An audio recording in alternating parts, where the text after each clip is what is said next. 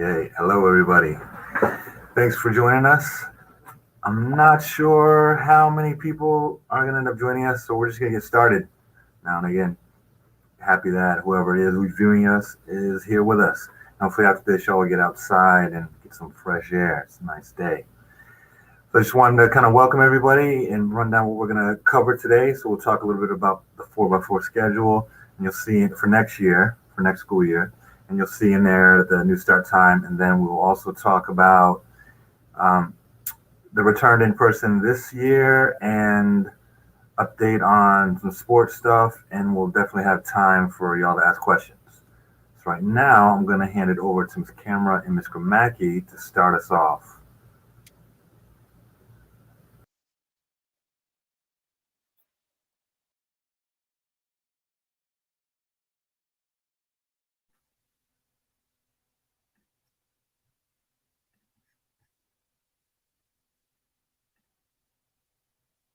Sorry for the delay. Here we go. Okay, so the first topic that we're going to talk to everyone about today is what next year's schedule is going to look like. I know there might be a lot of questions about coming back in person in early May, but the first part of this presentation is going to be about your schedule for next year. Go ahead, Ms. Camera. Yes, it's not advancing. It does this. It's having a delay. I had this problem in a school committee meeting as well.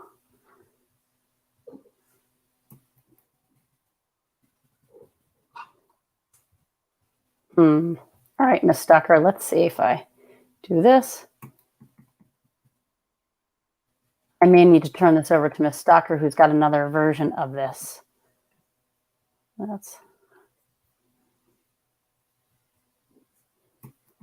Yep, it won't advance. We're still having that problem that we had. Okay, so Ms. Camera, I'm gonna, if you wanna bring your screen down and I will pull up the slide deck on my computer. It'll just take me a minute, so fill the time with some witty banter for everyone. Yes, I know, it's fascinating. This worked, we tested it a few minutes ago and it worked just fine, so it's just not working now. Yeah, for the most part, what we're doing right now is we're developing the program of studies. And this year, actually, it won't just be a booklet. You're actually going to be able to go online to a website that Ms. Delamarco is setting up for us, where you'll be able to click into each of the departments and read about all the courses that are being offered. So this year, and you know that it's kind of a different schedule. It's this 3x3. So next year, we're going to go with a 4x4, which means you'll have 4 classes in the fall, and you'll have 4 classes in the spring. Since most students have their 5 core academics, which are math, social studies, science, English, and world language for a lot of students, we're building an extra block for more electives for students because we know that many of you missed out on some electives this year, you know, depending on what you were taking. So next year, we're actually going to do some quarter electives. And so I know they have the slideshow back up. So basically, the background and rationale for why we're talking about this new schedule for next year is to actually limit the number of classes that you have at one time. We know that while we hope that we're on the other side of COVID, that it's still going to potentially be important for students not to have 7 classes at one time. And interestingly, we've gotten a lot of feedback from students telling us that they really like having fewer classes to focus on at a time. So if you're in 9th or 10th grade, you know, this is going to be the schedule for next year and 11th. But then the following year, we're going to actually look at that in the fall and determine whether or not that's the schedule that we're going to go with. So you'll have input about that as well. So I think I had mentioned that the program of studies is being developed. There'll be a version that you can print as well as one online. And then I think we can advance to the next slide.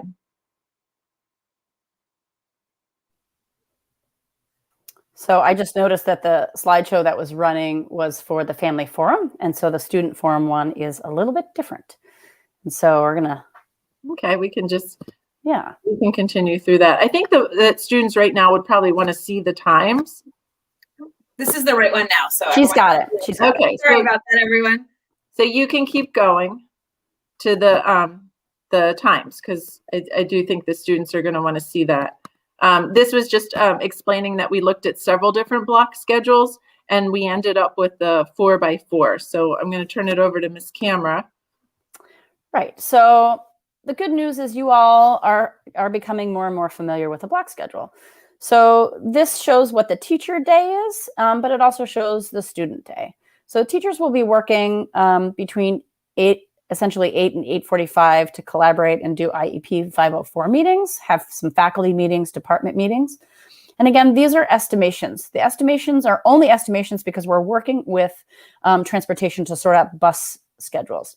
So take a look on the left side, you'll see there's a 2 lunch option and a 3 lunch option. The 2 lunch option is just a tiny bit different, and we will have more direction on that as time moves forward from DESE. And so one of these has more people in one room at a time than the other, as you can imagine, given 2 or 3 lunches. So we're trying to figure that out. We don't have an answer yet as to whether or not we'll have 1 or 2 lunches. So there are going to be, you know, if you're on a sports team, you may need to miss some of D block. And so it's going to be your responsibility to speak with your D period teacher about those absences. But you'll have, you know, time to plan for the absence and time in class to talk to teachers. The athletic director is also going to be communicating with local other athletic directors to see if we can start games a little bit later.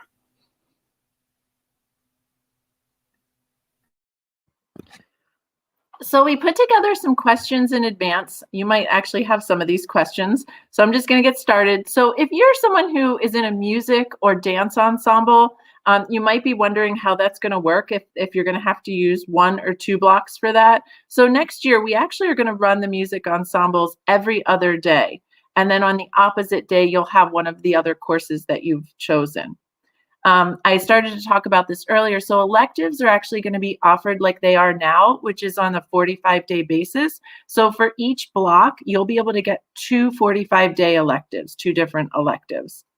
And for those of you that were in the high school last year, you know that directed studies was something that was part of, you know, a lot of you had directed studies. When we move to a block where you only have 4 classes at a time, we actually don't have directed studies. The hope is that in an 80-minute block, you'll be able to get extra help and support within your class. And there's also not a good reason to necessarily give students a quarter of their day as a directed study. So instead, you will actually choose those 8 blocks.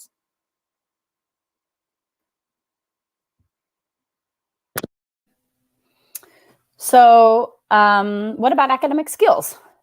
For folks in special ed programs, individual teams are going to need to determine the services that you need and how much time do you need. Will you require a full block, or you may require less than a full block? So we will offer academic skills in 80-minute blocks, but some folks may decide that they need a little bit less than that. So that will be determined on a sort of case-by-case basis. Another question is, will some courses run year-long in this block schedule? And the answer is yes. There will be a limited number of courses that will be double blocked, which just means they run for the full year. Some examples of that are Algebra 1, Integrated Math 1, Topics in Math, AB and BC Calculus, as well as AP Physics. Some courses will also run 3/4 of the year. The last point, which is, you know, an interesting question, can you double up on math or world language? And we're going to try and accommodate that, right? So you will be allowed to request additional blocks, and we'll do our best to accommodate those requests.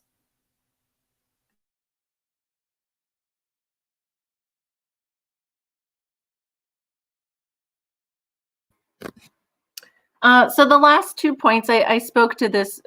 For next year, we are doing the 4x4 block. And then for the year after, we're either going to go back to the 7-drop-1, or we might maintain the 4x4. That's going to be up to our students, our families, our faculty and staff to determine whether or not you think that this 4x4 is a better schedule. So we will have a process next fall. We'll probably do forums like this to get feedback. And see which schedule we're going to do for the 22-23 school year. And then for those of you that are interested in learning more about the 4x4 block locally, Northampton High School does the 4x4 block. And also, if you want to go online and read more about the block, a school, Cambridge Ridge and Latin, out in the Boston area, that school also has a 4x4 block, and they have a lot of resources online. So we've included a link for you to get more information about that.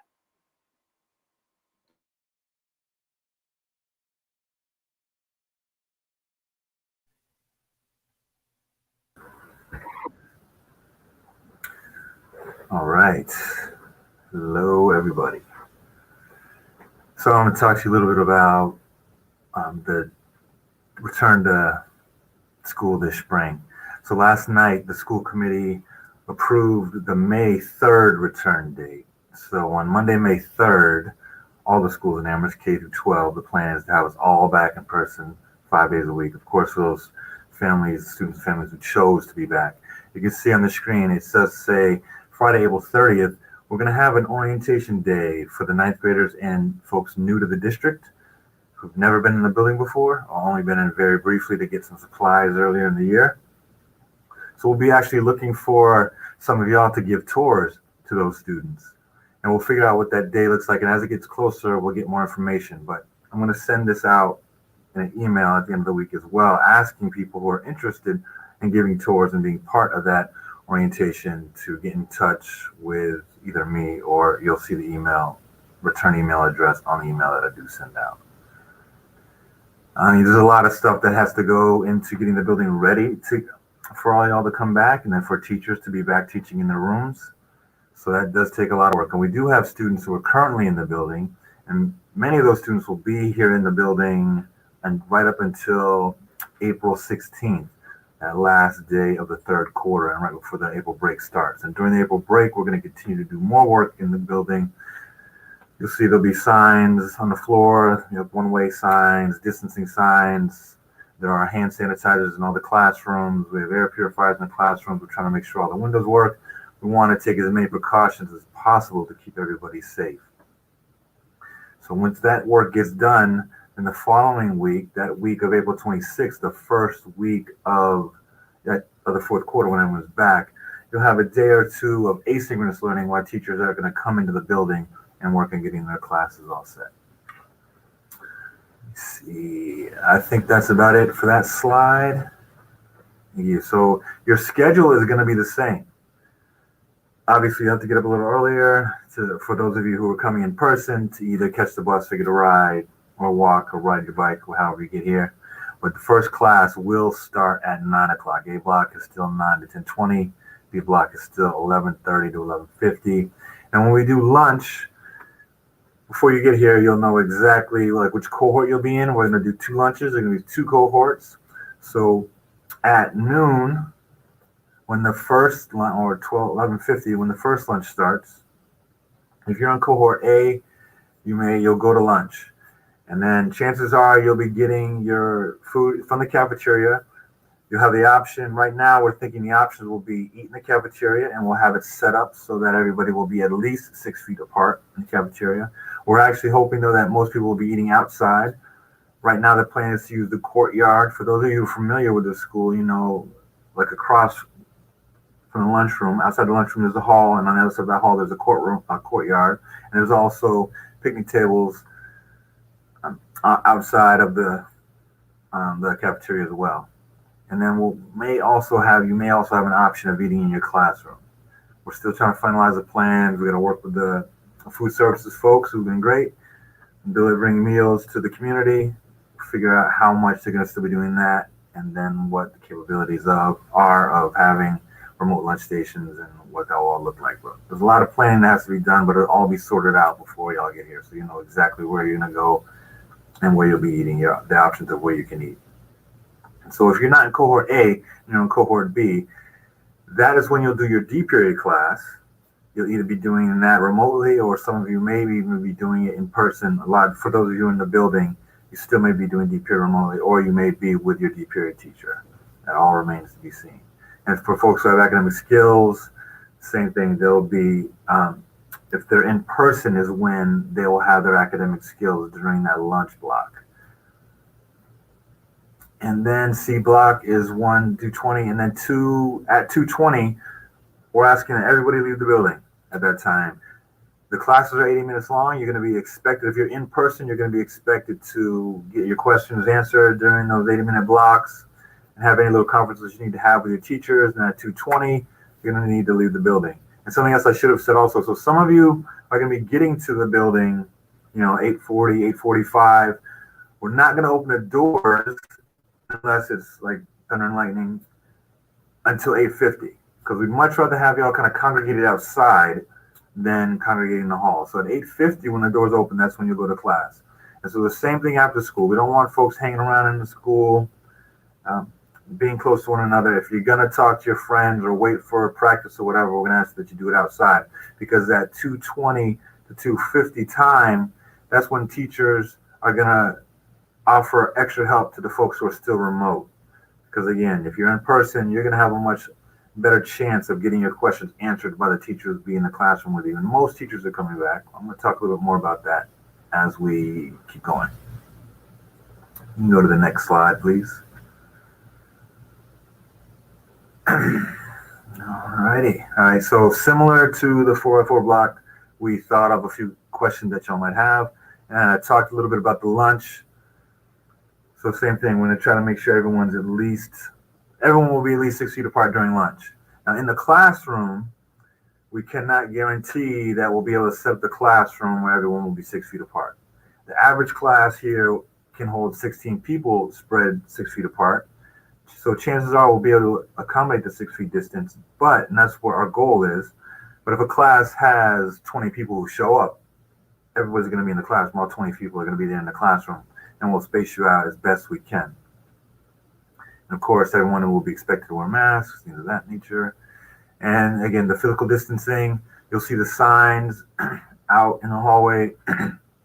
When you're in the hallway moving from one class to another, we're going to ask that people kind of keep it moving, that don't congregate in large crowds. Again, we want people to be safe. We want you to have the interaction, be able to see your peers. You'll be able to do most of your socializing if you have breaks in your classes or during lunchtime, or maybe a little bit before school if you get here a little earlier, a little bit after school if you're waiting around for sports. But really in school, you can walk and talk, but we don't want really large groups of people gathering. I did also talk about Dperiod, how that's going to happen during the lunch block. And a lot of this I tried to cover as I was talking about the schedule. We're going to enter the building at 8:50 and leave right after school. All right, you can hit the last, I think it's the last slide. And again, so 2:20 out of the building. So clubs will still be happening virtually, but your club advisors may organize some activities for folks in person, but it's still going to be mainly happening virtually. We do want to also arrange some sort of social activities for folks after school. Again, remains to be seen. We have a long list of things that we're trying to do. We do want to try to create ways for y'all to socialize if you don't play sports or if you're not in clubs, but you still want to get together with some of your friends. Of course, you can do that on your own, but the school, we want to help facilitate some of that as well. We had a few good ideas, many good ideas from y'all, and we're also thinking of some ourselves, and we'll come up with a list of things and times that y'all be able to get together. Let me see, what else do I have? Okay, for students who remain remote, will there be options in the fall to support them with their transition to high school? Yeah, so similar to the orientation that we'll have on April 30th, we'll definitely have an orientation in the fall. And it's going to be more than just a half a day thing. So we'll have a lot of welcoming back events, and we want to try to, because in the fall, it's looking like right now, the Center for Disease Control and the Massachusetts Department of Public Health and the Massachusetts Department of Education are saying that they want all schools back full, no remote options for the fall. We'll see how that all plays out, but we're planning as if everyone will be back full in the fall. More people will be vaccinated, and hopefully the COVID numbers will be way down by then, and so we're planning on having everyone back in the fall. So we'll do a lot of welcome back events at that time. See. Okay, for students who remain remote, whether it be, did I just say that? Okay, many teachers will return in person yet. So most teachers will be back. We're not exactly sure who all the teachers are because things are going to change between now and May 3rd. More teachers will be getting vaccinated and they will be back, but not every teacher will be back. But again, most of them will. So for the teachers who aren't going to be here, they will have the Google Classroom. It may look like the Google Classroom will be projected onto the whiteboard. There'll be another adult in the classroom assisting the students that are there, and there'll be the teacher teaching remotely. It'll be almost like the reverse of that for the teachers who are in person. The teachers who are in person will be teaching, obviously, everyone who's in front of them, but they're also going to be running their Google Classroom for the folks who are remaining remote. It's going to be a little tricky, so you're going to have to be patient with us, but everyone's working hard to figure out how to make that work very well for people who are in person and for the people who are remote. And right now, it does look like about 2/3 of the people who filled out the survey are saying they want to be in person. That's the number we kind of thought we would get, and that's definitely where we're at right now. There are still about 200 or so of y'all who haven't filled out the survey, so if you haven't filled it out, we will either be sending another survey to you or giving you a call, because we want to make sure that we know what every family's intention is for the return to school.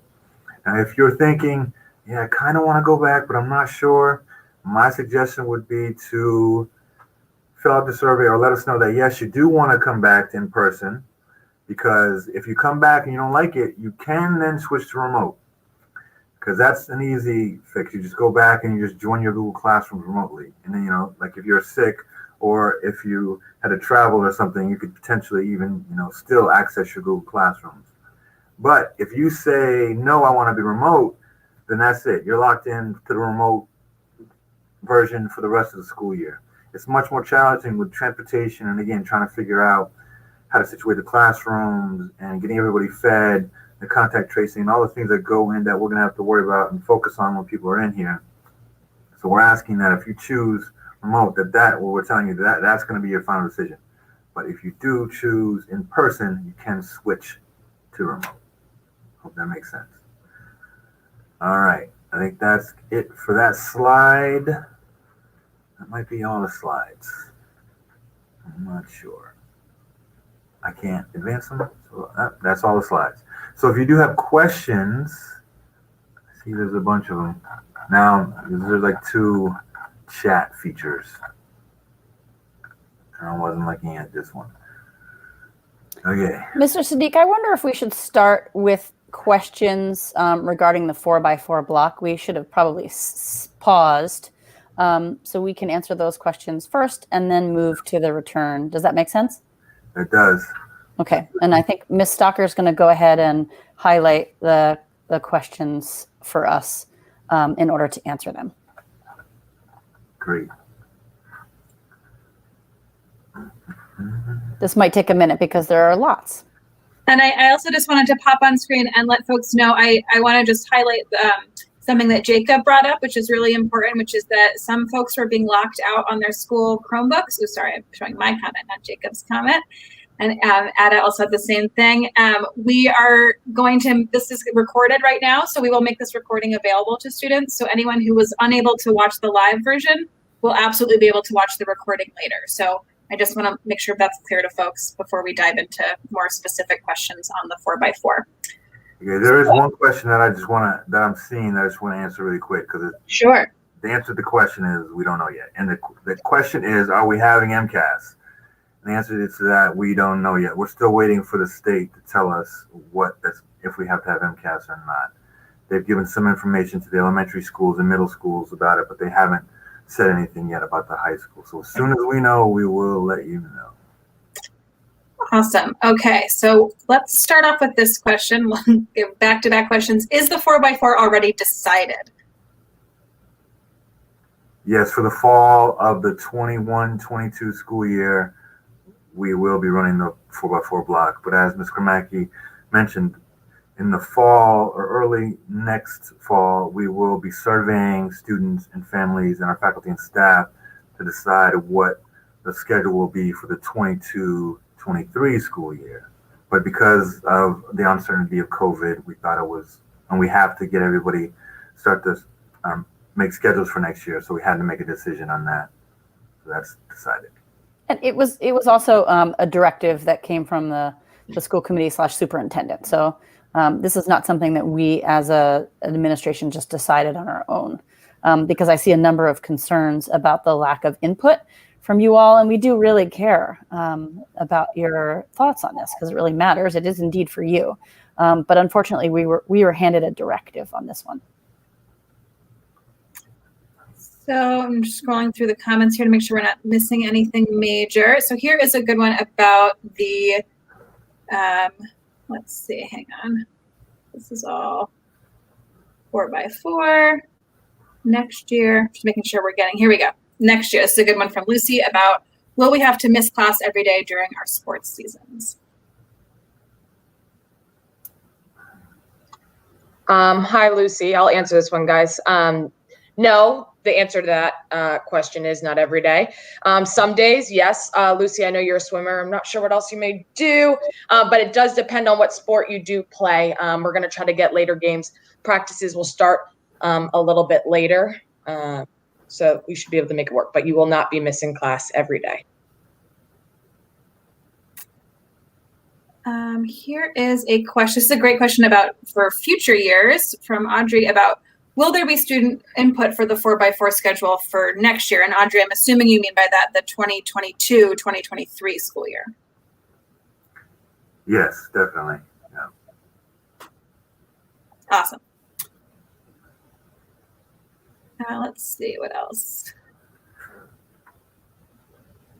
Here's another athletics question that I think is important to sort of address, which is about whether we are prioritizing sports over school if we are having to miss class during Dperiod. I think we try to, you're a student athlete, so it's a balance. And, all of us do have to make some choices. And the plan is, and maybe Mr. Kansas is a bit better, but to coordinate with the other schools as best as possible to limit the amount of time that you will miss class. I don't want to add anything, Ms. Stewart. No, I think you also said that you said it really well. As a student athlete, and guys, some of you guys may know, I did play at Amherst Regional High School. I also played in college, and I think high school is to prepare you for college and your future going forward. Even with my job right now, right, I have to have strong time management skills, and I'm not an athlete anymore, but I can tell you that being an athlete, it did set me up for this job. So I think that will just better you in the long run, Tessa, and all these other athletes as well. So here's a great question about, do we have the choice to go back into school if we are choosing online or remote learning as we've been doing right now? Because I can't go back until I'm vaccinated, which might take a while. So any answers for Aiden here? Yeah, so unfortunately, Aiden, right now, the way things are going is students who are choosing remote are going to be expected to remain remote for the rest of the school year. Students who choose in person and start to come to school but realize it's not really working for them will have the option to switch, because it's much more complicated to add in students after we've gotten the classrooms and transportation and the lunch situation all situated. So unfortunately, for the fourth quarter, people who may not be vaccinated until the end of May or June will miss those last 3, 4, 5 weeks. They won't miss it. You just have to remain remote. Okay, so here's a question from Jacob. Will Dperiod classes take place? When will Dperiod classes take place for people who are back in the building? Some clarity on that schedule. So that during that hour-long lunch block, there'll be 2 cohorts of students who will basically have 2 lunches. So people who are eating first lunch will go to lunch, and then the people who have second lunch, while first lunch is eating, second lunch folks will be in either D block, a directed study, or an academic skills class. So it will be during that hour-long time. And some of you who are in person may be meeting with your Dperiod teacher in person, or you may be also still doing it virtually, even though you're in person. And obviously, if you're at home, you'll be accessing Dperiod virtually. Awesome. So this is a question about desiring an option for directed study. So I'm wondering if we can talk about maybe a little bit more about why we are not having directed studies, or why that's the current plan.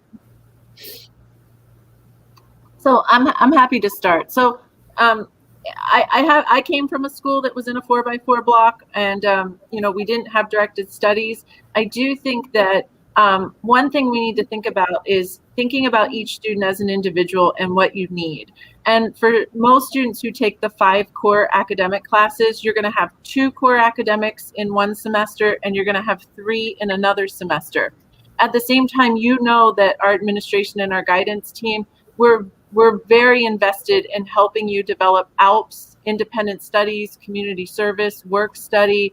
And so for some students, rather than just a directed study, it might be that if you get all of your core courses in place and some electives that you love, that you might choose to do an ALPS or do something that you're really interested in that's going to help you as you think about your post-secondary education. So I want us to think not so much like, oh, we're losing a directed study, but let's think about ways that we can work together with your counselors to determine what you need and then how we can help you achieve that. And like I said, we're very open to working with you as you develop different ideas. And like I said, those options that I just laid out for you, you certainly will still have those options. And I can add one more thing. So in next school year, you will have after school help time. So no after school help time is just for the rest of this year.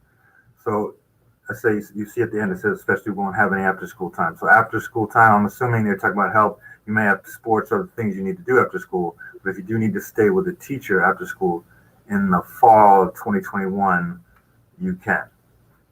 Just not this spring. I'm going to give a follow-up question from the same person, which is, will teachers give us more time in class for work? And I think the answer to that is yes, but I would love for Ms. Kammer or Mr. Mackey or Mr. Sadiq to clarify.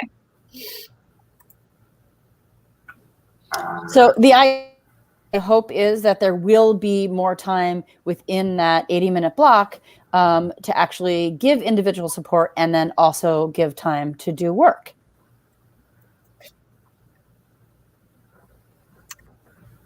Awesome. Okay, so I'm just trying to scroll through them. There's so many questions and they're kind of mixed in with each other. So I'm just sort of scrolling through. I want to make sure we haven't left any major topics from the 4x4 out of here. I know there's a lot in here. I'm just wanting to make sure we don't leave anyone behind or any topics behind as best we can. And there's also, maybe I'm wondering if we can maybe clarify that I don't believe students were ever surveyed about the 4x4. Is that correct? There's a lot of surveys that have been floating around, so I know it's a little confusing.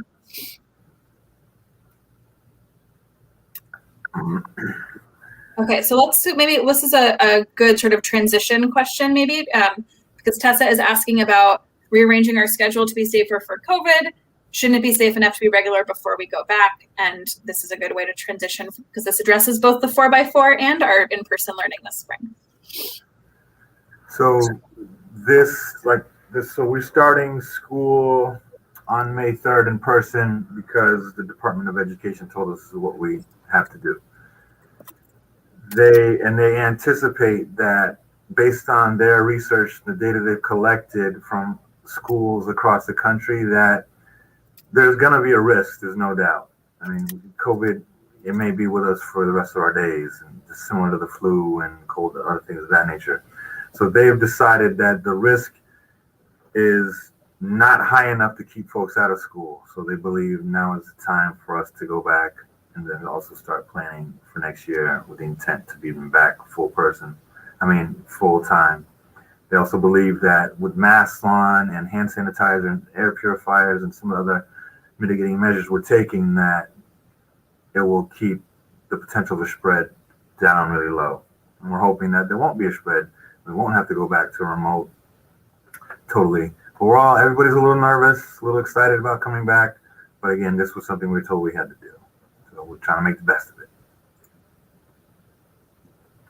Can I also add that I do think that 2 things happened at once, and that was that we were directed to go to a 4x4 block, at the same time that the community was surveyed about a flipped start and starting the elementary schools earlier than the high school. And so even if we went back to the old schedule, which was the 7 blocks, we were still ending school at 3:30. So that was a separate decision. And like I said, they just happened to occur at the same time. So I can appreciate that people are thinking that the block is what's leading us to end at 3:30, but it was really the flip start time and then also being told that we had to do the block. So I just want to make sure we're making that distinction. Awesome. I'm wondering if we want to transition just for time, if we want to transition to talking about in-person more fully. I'm not seeing a ton of other questions that we haven't addressed or that don't address both schedules, unless there's anything else that anyone else is seeing that they want to bring up real quick. And if not, I think we can transition into the spring, which I think, oh, sorry, this is what I did. There was a question about, sorry, this is lots of questions to look through. For next year, for in-person this spring. So, sorry guys. You're asking so many good questions, I just don't want to miss any. I'm trying to read them all as quickly as I can. Okay, here's a good question about just logistically, is there going to be a school bus when we go back to school? How's that going to work? For this spring, yes, there will be school buses. Part of the survey that was sent out to families asking if they wanted to return, if their students wanted to return in person, there was also a question on there about school buses, if you will need transportation or not. And so once we get all the information from everybody and know exactly who will need a school bus, then transportation office is going to design the route, the bus routes, and try to do as much as they can to keep people safe on the buses. With keeping people, one person to a seat, buses windows being open, trying to take as many preventative measures as possible to keep folks safe on the bus. So here is a question that's sort of a 4x4 question, but it's also a in-person question about AP schedules and how they're going to be accommodated in May. There's lots of AP questions in the chat. So, okay. So some AP classes similar to this year will be year-long classes, but they will, right now the plan is to do AP classes similar to next year, that's similar to the way they were done this year, with the majority of them, well, all of them starting in the fall, and a few of them like AP Physics, BC Calc, and I may be missing one or two others that will go all year long. If there was other ones that I forgot to name, please. Yeah, some will also go 3/4 of the year, so they'll end in April, which is just a couple weeks before the test. Actually, there's an excellent question in here about college classes, so I'm going to just take a minute and answer that. So one thing you probably, if there's any seniors or juniors on the call here who took college classes, you know how difficult that was in the 7-drop-1 because the schedule rotated every day, so the same classes didn't occur at the same time. So the 4x4 block is actually better aligned to a college schedule, especially when they have those longer classes. So you would block out one of those classes each semester or, either semester for college classes. So we actually think that the 4x4 is going to allow more students to be able to take college classes and not have to tie up, like in the past, there were some students that tied up 3 of their 7 blocks just for college classes. And in this case, it could end up being just one of your 8. So Miguel's asking a great question about what will classrooms look like in person this spring? I can take that one. So our goal is to have 6 feet of physical distance between desks. The CDC is suggesting 3 feet, but we're going to aim a little bit higher than that for safety's sake. It will look different, right? There will be, the desks need to face forward, which is really different than what we've had in the past and the way we run our classrooms. The teacher will be sitting at the front of the class using a laptop and looking at the laptop, but also, and the folks that are on the laptop, again, are the remote students. So they'll be running the meet, and that you will be facing the teacher will be facing you and talking to you, but they will also be able to project onto the board what the what the individual remote students are having to contribute. We're working on the bandwidth and the technology. That may be a little bit of a trick for us, but we've doubled the bandwidth, and we're adding access points and doing all sorts of work on that right now. But it is going to look different than what you're used to. Okay, so there was a great question in here about the cohorts and how are cohorts being split? Are there cohorts? Are some students coming back but not others? Just looking for some clarity on that. Right. So the cohorts are going to be designed around lunchtime, and it'll be similar to the way lunches have been done before. They were lunches, first lunch, second lunch, third lunch. We divided up by department. So it may be like math, English, and social studies would eat first lunch, and like health and PE and world language, another class would eat second lunch. So it's going to be divided up something similar to that. We'll definitely have, but that's the only cohort division. People can decide if they want to come back to be in person or remain remote. And since we've been told we have to be in school 5 days a week, we're not going to divide up into cohorts that determine who will be in school and at which time. It's only going to be around the lunches. Awesome. Here's another sort of related question about transition times during the day. How will we make sure that students are socially distanced when they're going from class to class? And sorry if we already answered this, but it's always good to repeat. Thank you for asking again. This is an excellent question. And this is hard. I think we're going to have to build a culture of health and safety and respect for each other. And certainly we will have faculty members in the hallways. Certainly we will have people communicating and reminding students about health and safety. And so, but I think as 9th through 12th graders, we're going to have to be sure that students take some of the responsibility for this. And that's tricky because there are more students certainly than there are faculty. But we certainly are going to do our best on that. But in terms of walking in the hallways, we do have sort of directional arrows. I know that you haven't been in the building for a while. So I wonder if Mr. Sadiq would be willing to talk a little bit about what the building looks like. And because I think that may answer part of this question. Right. So the things that have changed in the building will be the signage that's on the floors and the wall. There's like in the main hallway, there's the yellow tape marked down the middle. On the one side, arrows pointing down, the other side, arrows pointing up. So we're going to expect, people, and generally that's how the hallways, kind of how people flow through the hallways. But now we're just going to have arrows to remind folks to also to stay 6 feet apart whenever possible, and also to stay kind of on your side of the highway, your side of the hallway. Not on the highway yet. And again, as Ms. Camera said, we're going to need the assistance of all of you. So it's going to be a challenge. We don't want it to be, adults, come on, keep moving at y'all all the time like that. But we do have to, our responsibility is to keep you safe. And so that may mean, us getting on your nerves a little bit about asking y'all to keep it moving or to spread apart. The more you help us with that, the less it's going to be like a struggle. The more smoothly it will flow and things will be more peaceful and enjoyable for all of us if we work together to try to keep everybody safe. I do see one question. I've lost it in the chat, so I'm just going to ask it out loud, which is also from Jane about masking and whether double masking or just single masks will be required. Yeah, so right now it's my understanding single masks are going to be required.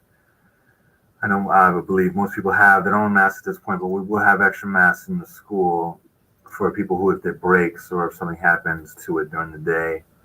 But we will be expecting everybody who does not have a documented medical reason, which there are some.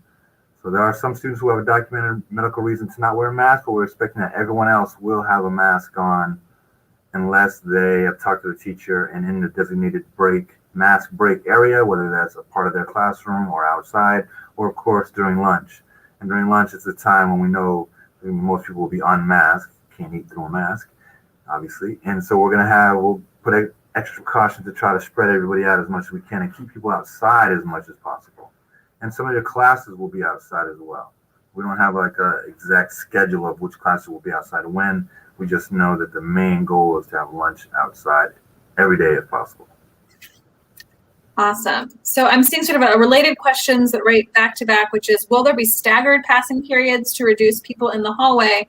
And then a related question was, will we be rotating classrooms or just staying in one room and the teachers moving? So those seem like related questions to me. Yeah, so we can't stagger the dismissal, and you will be going to all of your classes, and that's the reason why we can't stagger it. So the teachers are going to be back in their classrooms, the classrooms that they were in for the most part before we left last March. You could be in an algebra class with 12 people, and those 12 students may need to go to 12 different classes. So if we staggered the dismissal and say we dismiss the second floor first, then maybe the third floor, we'd still have a lot of people in the hallways because they wouldn't be able to get into their classroom because there could still be students in there waiting inside the classroom waiting to get dismissed. And our plan before we were told we had to come back 5 days a week was going to be something similar to having students in like learning centers in the school, because we expected a lot fewer folks to be in the school and would be able to do that. But now, with at least 2/3 of the students in the building, we have to run it very similar to the way it was before the shutdown, except we'll have masks, the hand sanitizers, the air purifiers, more windows will be open, the signage in the hallway. Everybody will be more aware and trying to get everybody to stay a little bit further apart and things of that nature. But in terms of moving through the hallways and all that, that's going to look really similar to the way it did before we shut down last March. So there was a great question in here about traveling this spring. I'm going to see if I can find it. Here it is. It's also from Grant. If students travel out of state for whatever reason during the last quarter, will they be expected to quarantine before returning to in-person learning? I think that's a great question. So the answer is yes. If you travel to a place that is on, and it'll be determined by obviously where you go and what the restrictions are based on where you travel. So if you travel to a state that the expectation is when you go back to your home state, because of how high their numbers are, you need to quarantine, then you just access your learning remotely for the time you're in quarantine, and then you'll be allowed to come back in to the school to join us in person. Great question. All right, so there's some other good ones in here. Lots of good ones, I should say. There's some great questions about vaccines and whether or not students will be expected to get vaccinated if they are eligible, which we know not all students are, but if you are eligible. Yeah, that's totally a decision that you and your family have to make. The district is not requiring anybody to get vaccinated. So again, if you and your family decide and you have the opportunity to get vaccinated and you want to do that, that's up to you. It's your decision. Awesome. Let me see here. Here's a question about testing. Will we have access to testing in person? We are working on getting pooled testing up and running. The district has been talking about it for a little while, and we're trying to figure out how to really make that work. And if we do get it up and running, everyone's family will be sent a consent form. And for those families who want to be involved in the testing, they would sign a consent form, and then we would set up a system to periodically have the nurses here periodically test folks. But we will have, for people who are showing symptoms, we do have, I think it's called a Binex test is what I think the name is, and it gives results in 15 minutes. And we will have like a medical waiting room for anybody who does start to show symptoms. Then the nurse will be alerted. They'll be taken in there. You'll be talked to by the nurse. Your family will be contacted. And there's a whole procedure in place for people who are showing symptoms during the school day. And then there is also right now for the students who come, their families get a text or an email, and they're asked questions about, if you have a fever, if you've been exposed in the presence of anybody who's tested positive in the last day, because every morning we'll have something similar to that for this spring. And then I'm not really sure if we're going to continue that in the fall or not. All right, I am just scrolling through here to see if there's any other topics that we haven't covered. I know there's many questions, but some of them are covering the same thing multiple times. So let me just make sure we're not missing anything major. Ms. Stalker, I just want to offer up that, you know, everybody's circumstance is unique. And so if you're thinking about next year's schedule and you're really stressed or concerned or want to talk through what that could look like, please reach out to any one of us in addition to your counselor, because I really would like to work with you to make sure you feel like you have a schedule that you really love for next year. And so just, you know, please consider doing that. That's awesome. I think I can speak for everyone else in this call and say we fully agree with you, and I'm sure other teachers would point you to one of us if you had questions they couldn't answer. There is a question about, and I know we've talked about this a couple of times already, but I think it's worth reiterating, which is if you are choosing to go back into school, but you are not vaccinated yet and you want to wait to get your vaccine, could you just stay remote until you are ready to go back in, even though you've chosen remote or chosen in person rather on the survey? Even if I got that wrong, if I misinterpreted your question, please tell us. So yeah, that's a good question, Aiden. So we're going to be planning to accommodate all the people who choose in person, and we know some people will be absent for a variety of reasons, and we'll have to play it by ear. I'm hoping that people try to, you know, abide by whatever decision that they make. But you're gonna have to do what you're gonna have to do. But again, we're gonna go by the list of folks that we have we see who've chosen in person, and we're gonna make the appropriate accommodations and adjust kind of around that list. So, Mr. Sadiq, do you mind if I add a little to that? please do, yeah. So one of the challenges with this, Aiden, is that we're managing transportation routes, and that's very complex. And so the bus routes are complicated, but also we're managing the in-school space. And so we can only accommodate approximately 16 kids per classroom if we're trying to keep the 6-foot space. And so if people decide to come in who hadn't or who get vaccinated and want to come in, it may actually be that we don't have the physical space, and that's really tricky to plan for that. And so that's why we're asking you to decide now so we can plan for it in advance. Does that make sense? I hope that helps. All right, I'm just scrolling through one more time. There's about, we're reaching 55 minutes of this meeting, so I want to make sure people have a chance to get outside and enjoy their half day and not just remain glued to their screen. But I want to make sure we also aren't missing anything big. So I'm just scrolling through carefully. Mira is asking, this is a great question, Mira, thank you. It hasn't quite come through yet to the chat, but she is asking on YouTube, what will you do if there are more than 16 students who choose to return for a class? Here it is. So they will be in the class, and we'll try to keep you as distant as possible. That's why we're saying we can't guarantee the 3 feet distance. The 6 feet distance, but that's our goal, is to have 6 feet between everybody. But we're not gonna, if 17 or 18 or 20 students show up for a class, we're gonna accommodate what everybody's gonna be in the class together.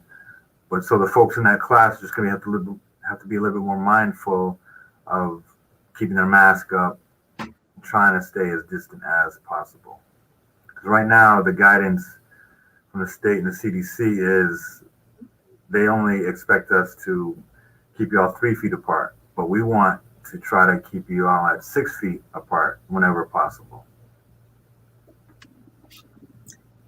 Awesome, thank you for that clarification. I think that's a great question.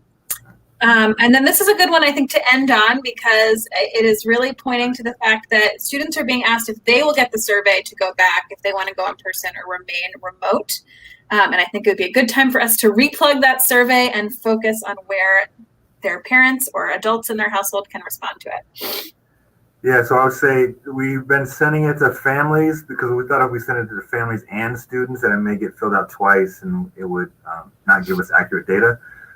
So we've been sending it just to families, hoping that y'all talk to your families and let them know, or they've talked once they got their survey, that they asked you and consulted with you and let you know what was going on and to figure out what is the best decision for your entire family, for you and everybody in your house. And I'm seeing a couple questions about mask wearing in school that I want to highlight because there's quite a few of them right in a row. So Tessa is asking what would happen if a student who has their mask below their nose or is fooling around with it. And then also a follow-up question from Mira, which is, will students be asked to go home if they aren't complying with mask wearing guidelines, or I presume other social distancing measures that we have in place? So when we see students who aren't like following the rules, our approach is going to be to try to find out like what's going on. It may be that there's something else happening with the student, and this is kind of how it's playing out. Again, as Ms. Cameron said, we wanted to really develop a culture of health and safety and respect for one another.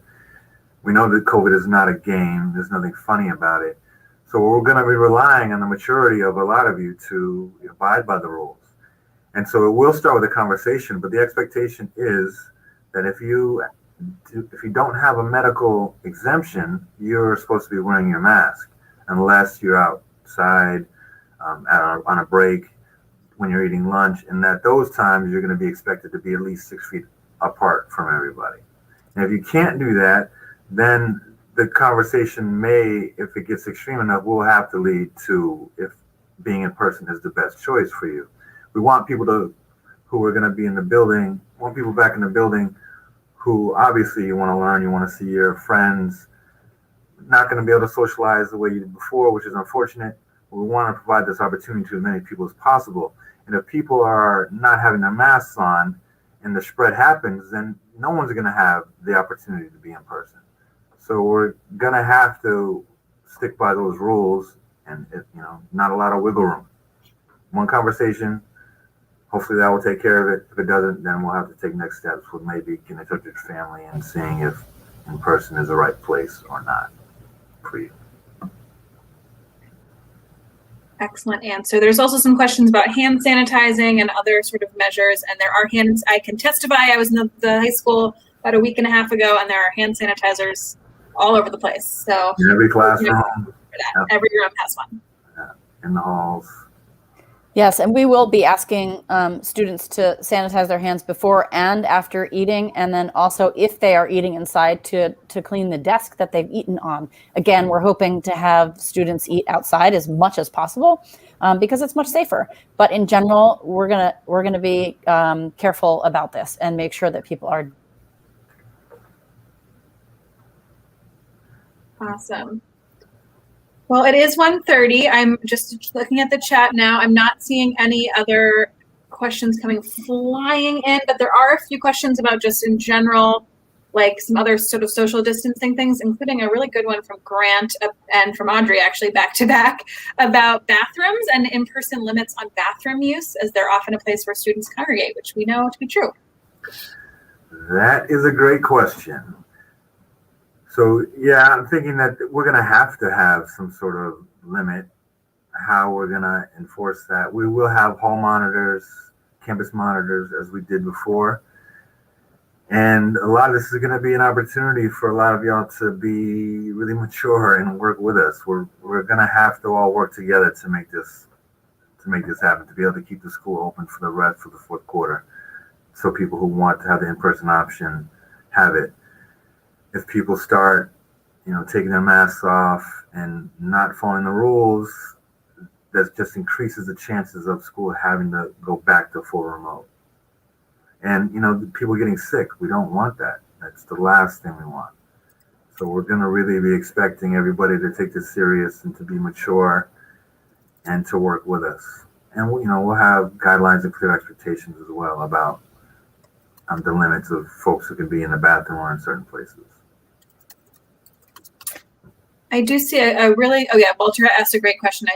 I saw that Ms. Cameron answered it in the chat as well, but students will be able to log into their meets, whether if they're in person. Depends on what your teacher is doing, obviously, for class, but that is our hope, is that students will be able to still keep their classroom communities.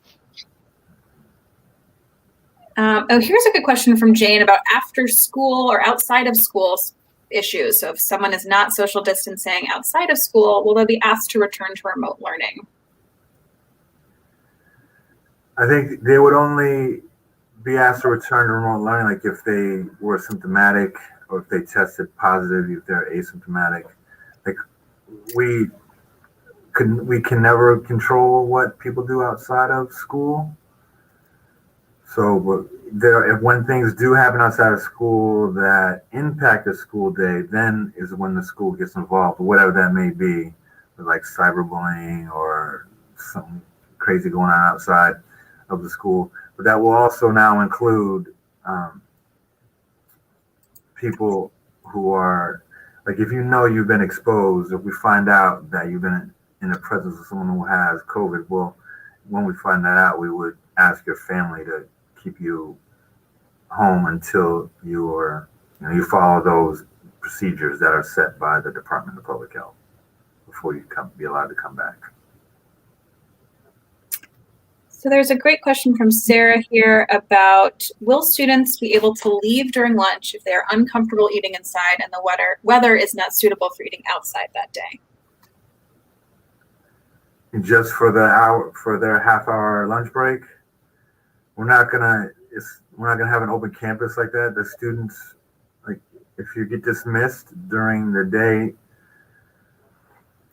we're asking that would be at the end of your day at school. Of course, there may be some specific exemptions to that, but generally speaking, students are not going to be allowed to leave during the half-hour lunch block. And there's two questions in here that I think are good. Hang on, I just lost my place with my mouse. Mira's got answered, but Mira asked about basically, is our Wi-Fi capable enough? And maybe Ms. Cameron, maybe you can amplify your answer here.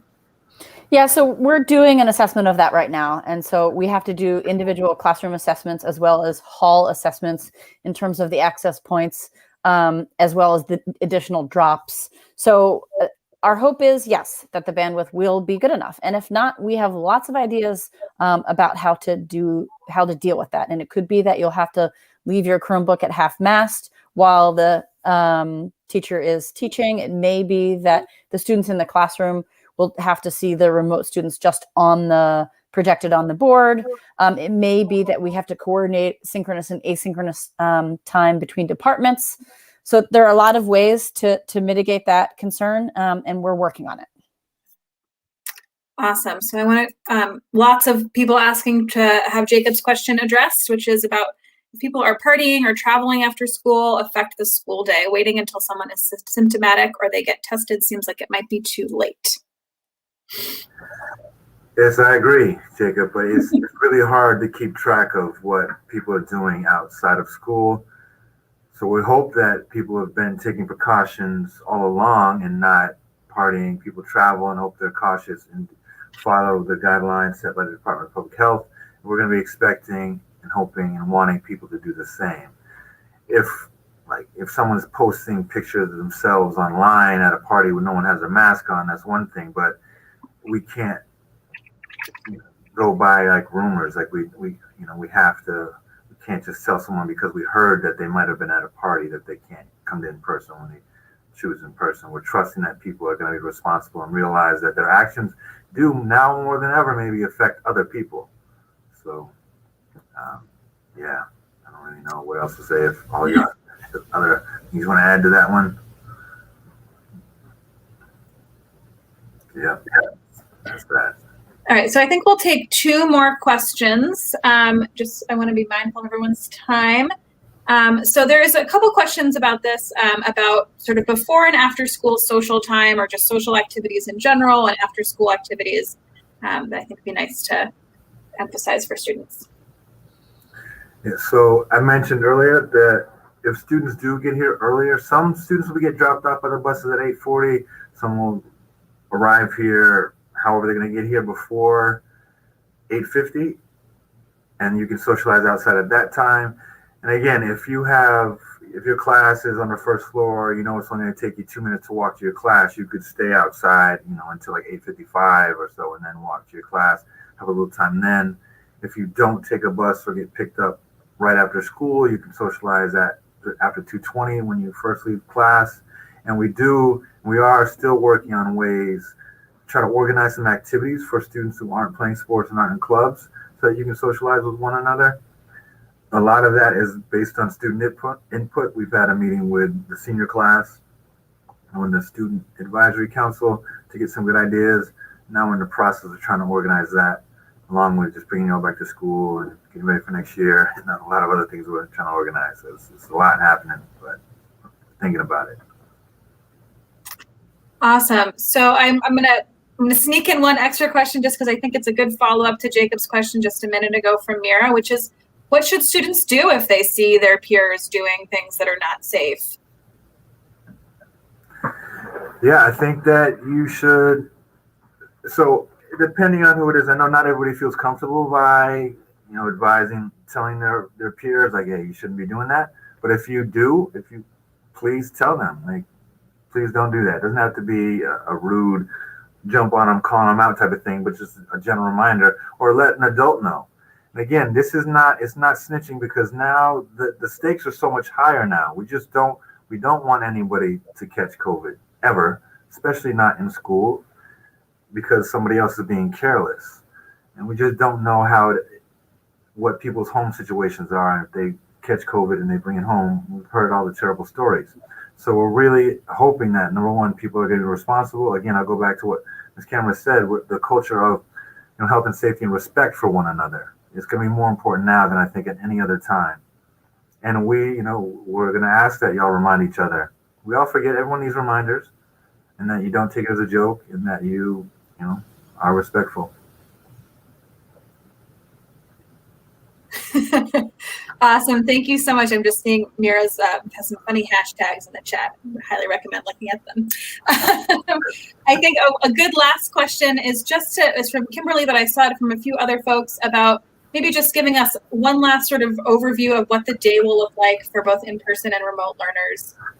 And then I think lots of thank yous from folks about giving us the time to do this. We really appreciate hearing from all of you. So,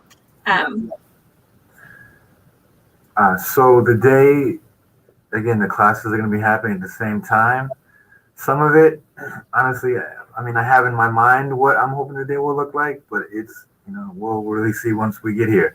All the classrooms are going to be set up a little bit differently. Teachers have different styles on how they're going to do things. We're expecting that remote learning will look the same for everybody. Well, basically the same. You may not really see as many folks in your Google Classroom. You may see them through the teacher's camera in the class. It kind of remains to be seen on what we can really figure out and make happen. But in school, some of it will look like it did before COVID shut down, in terms of moving from one class to another, fewer classes we'll be moving to. I'm expecting just about everybody, except those who have medical reasons not to, everybody wearing a mask. You'll see the signs on the floor, flowing through your day, and then you'll be leaving right after school, when a lot of people were used to kind of hanging out in the halls and in the rotunda after school. That's not going to be happening this spring. We're going to ask that if you want to hang out, that you do it outside. You do it right out in front of the school, still expecting you to, have your mask on, or at least be 6 feet away from everybody else. But yeah. I also go ahead. Go ahead. No, you go. I just also wanted to say that, to the extent that they can come in, our guidance counselors and other support staff will be available.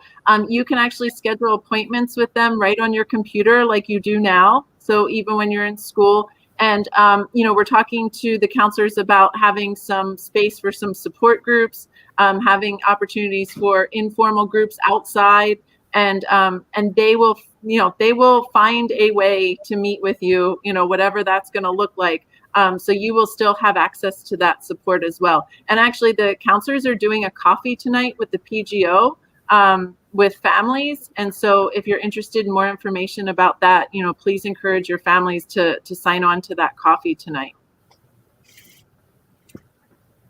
Yeah, that's a great reminder. And I think with that, I think we are ready to sort of end this meeting. I want to just thank everyone for joining us. Your questions are so good, and it's really very moving to me as a teacher to hear from all of you and how invested you are in you and your peers' safety and the quality of your education. So I'll let other people close off. But yes, thank you. I'm so glad you're here. We miss you all. We're sorry we can't see your faces, but it's good to see your comments and your questions. We look forward to seeing those of you that come back, but also those of you that are remote and in Google Meets, which is also, again, both are great choices. You'll need to make the decision that's best for you. Well said. Yeah, hopefully everybody take care and get outside, get some fresh air. bye, everyone. Have a great rest of your day. And let your friends know if they want to watch this later, we'll make the link available.